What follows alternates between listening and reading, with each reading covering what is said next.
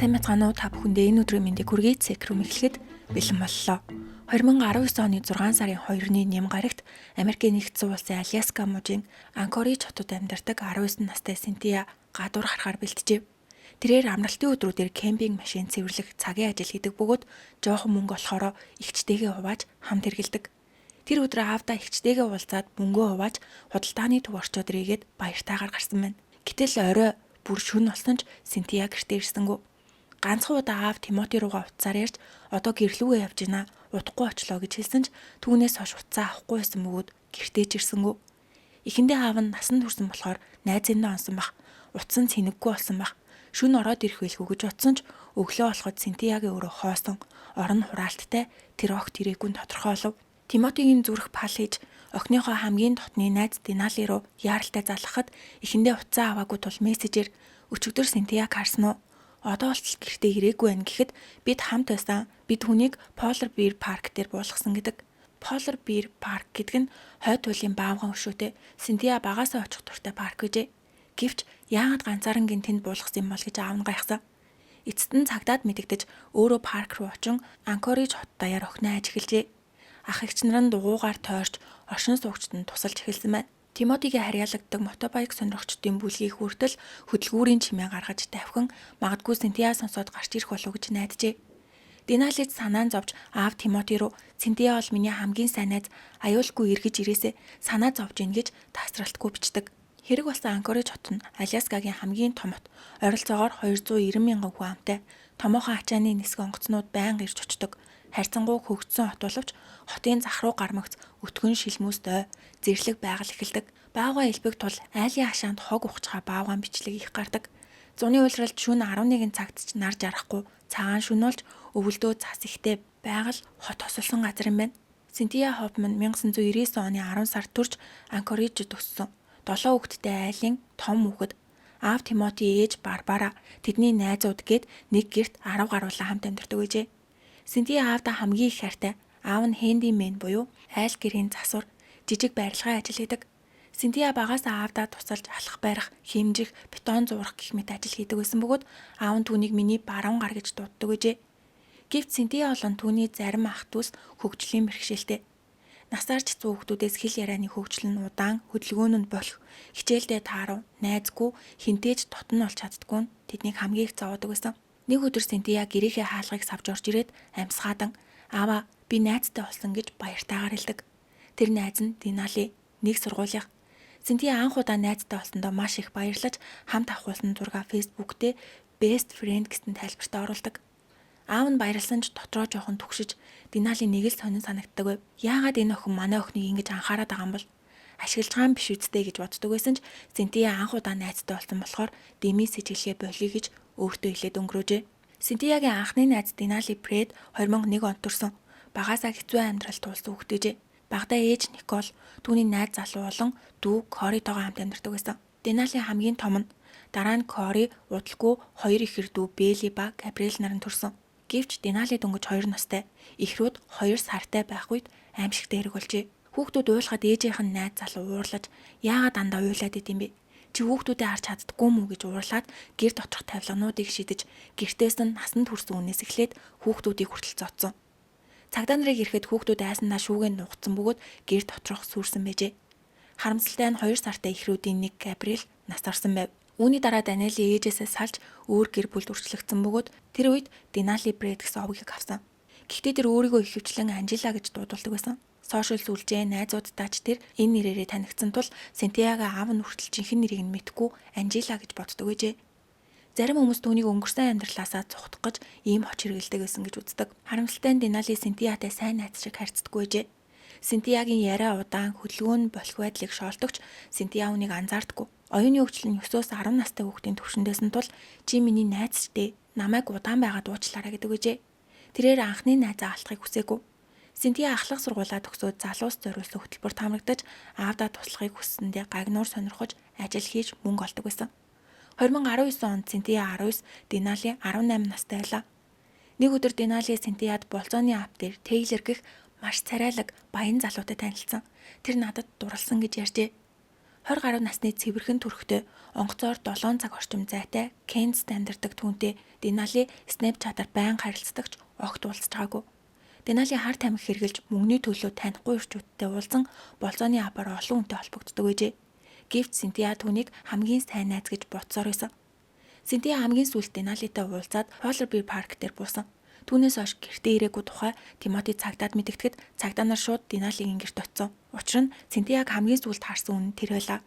Гэвч өөр шалтгаан байсан нь Деналигийн ээж Никол цагдаагийн газар руу залгаж Синтия алга болсон гэдгийг сонслоо.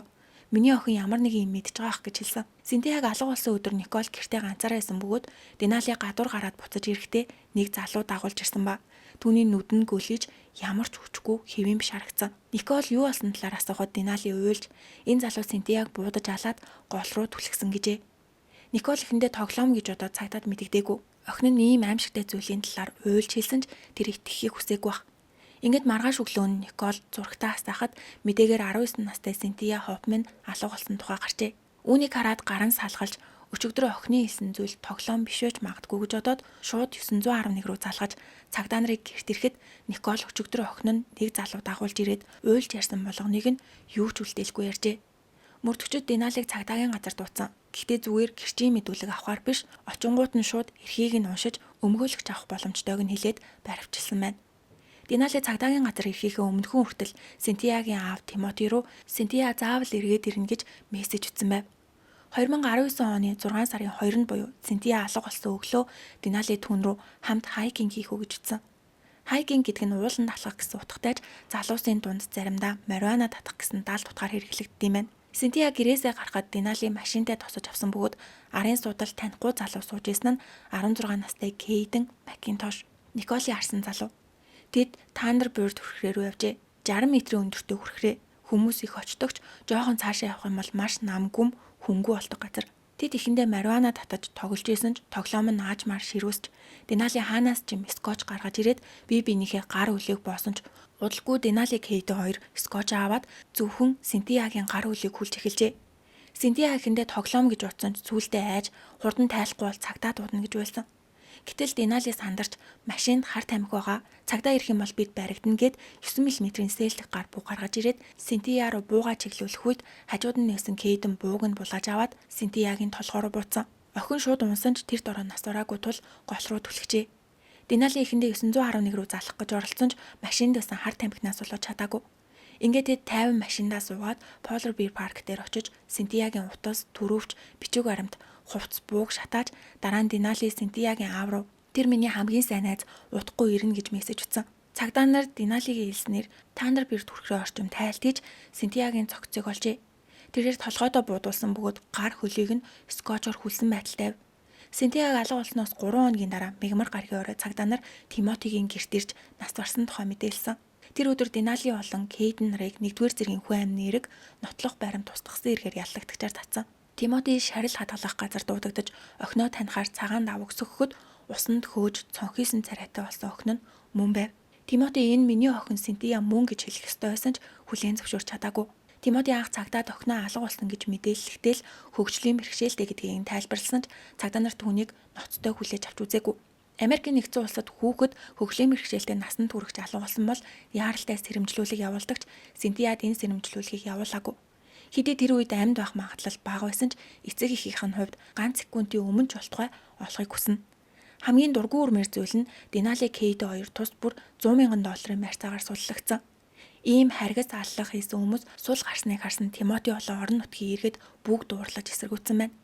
Хэд хоногийн дараа 19 настай Калеб Лиланд баригдсан. Анх Денали хэргийг бит хоёр л хийсэн гэж хэлсэн ч мөрдөн шалгалтаар тэдний унж авсан машин Калебийн байсан бөгөөд алга болох үед хэргийн газар байж хүн нас барсныг мэдчихсэн гэж тогтоогдсон.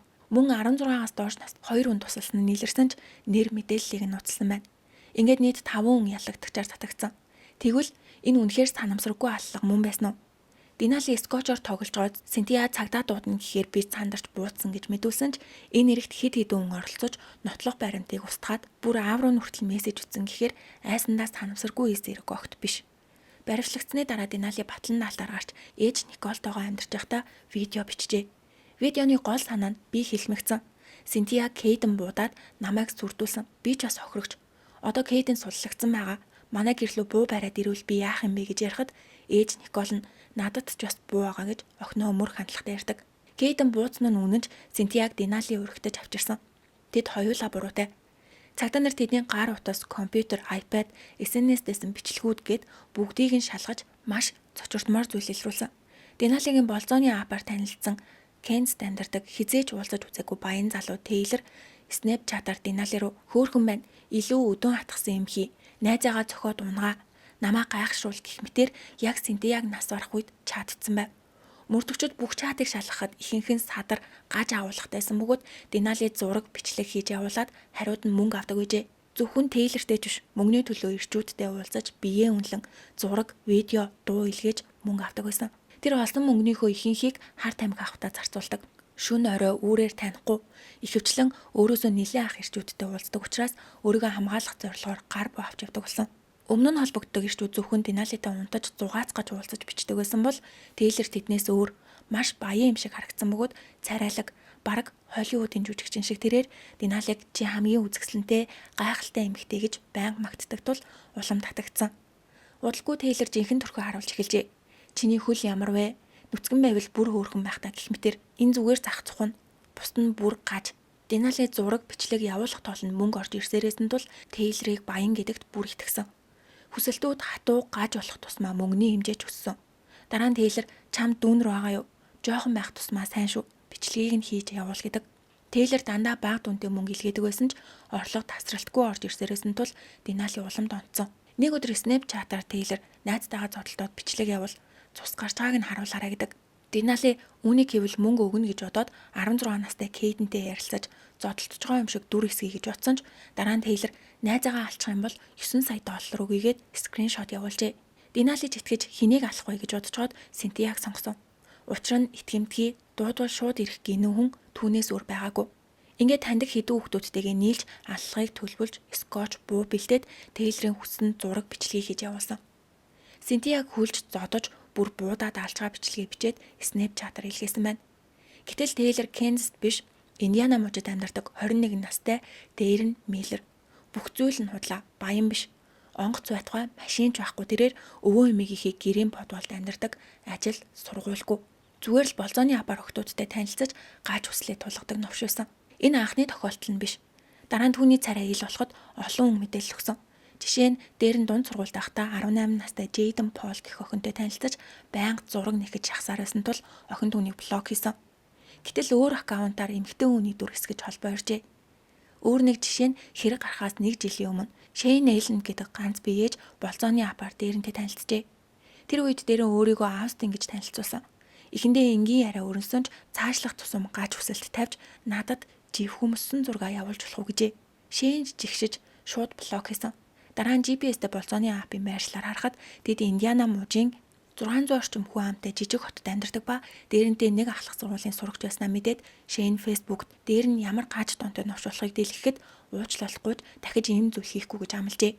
Дээр нь Бритни гэх охинтой ахлах сургуультай хальт болцчихсон бөгөөд сургуулаа төгссөний дараа дээр нь Фэйсбүүкээр холбоо барьж эхэндээ ойр зургийн юм ярьжсэнаа сүүлдээ өөрийгөө гаж сонирхолтой даван туулахад туслаач гэж хэлээд дахиад живхтэй бичлэг нэгчээ. Энэ олгон нь бүгд олон нийтэд ил болсон.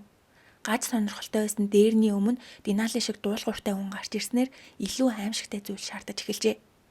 Дэрэн Синтиягийн алхад оролцсон эргээр 8 хоногийн дараа баривчлагдсан бөгөөд нийт 6 хүн яллагдагчаар татагдсан. Дэрнийг баривчлагдсанаас 2 хоногийн дараа оршуулах ёслол болж Анкоридж хотод мотоциклийн дунд нижгэнжээ. Энэ бол охиноо алдсан аавын сүүлчийн хүндэтгэл. Оршуулгыг сүмд хийж Тимоти охиныхоо чандрын эсгийг зүйлт болгон хийж авч явдаг болсон байна. 2024 онд шүүх хурлуулж Денали 1-р зэргийн аллах хийсэн эргээр 99 жилийн хорих ял нэмээд порнограф бичлэгийн эргээр 30 жилгээд бараг бүх насаараа оргидох ял авсан бол Дэрэн Миллер буюу Тейлор 99 жилийн хорих ял, Калеб машин өгсөн хамт байсан гэд 30 жилийн ял авсан бол 16 настай Кейдний шүүх хурал үргэлжилж байгаа юм байна. Синтияг өөрийн гараар буутсан болохоор магадгүй бүх насаараа оргидох ял авах.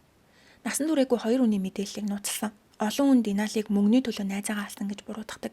Хэрвээ хуурдагдсанаа ойлгож чин сэтгэлээсээ гэмссэн бол өөрөө ч болох байсан ч тэр огт гэмшээгүй. Шүүхтэр маш тайван хүүтэн хандсан гэдэг. Денали шоронд хоригдож байх үедээ телевизэд 1 цаг орчмын ярилцлага өгтөө нэг ч тусал нулимс унгаагүй бөгөөд ярилцлагын дундуур инээж би зүгээр л хийгснэг нь хийсэн. Харин Синтия хийсэн зүйлийнхээ төлөөсөө төлж асуудал шийдэгдсэн гэжээ. Одоо тэр ял хэд хатуу байна гэж үзээд давж залхахаар бэлтэж байгаа.